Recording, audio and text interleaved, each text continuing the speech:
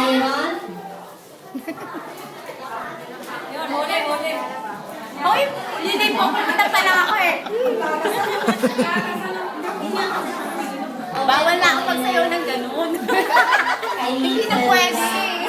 Pakinggan natin yung sinasabi. Sige, meaning mo na lang siya. Meaning for perfect to ma. Meaning mo na lang yung card. For you lang, for you. What does it mean? For any ano para pag ano. Ano lang? Malamig ba magamit siya?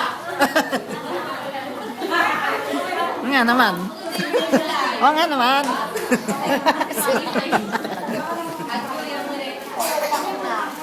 Thank you. Jack Tupas.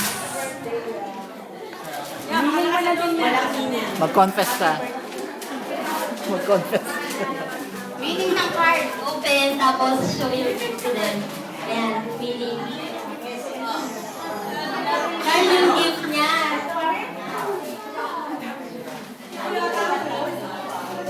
Parang yung kakantahin mo. Ito yung susunod na bibitayin. Ay, pag-check ng cellphone. Grabe, kanina pa ako yun. Dali ha.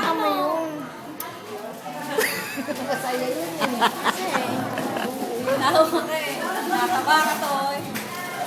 Laki ng siya. Sino ba yung tinatabasa?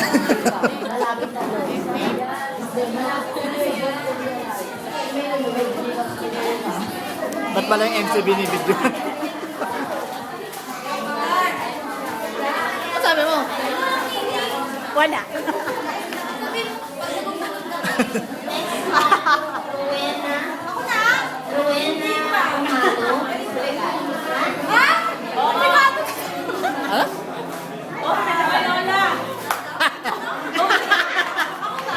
Ikaw ba?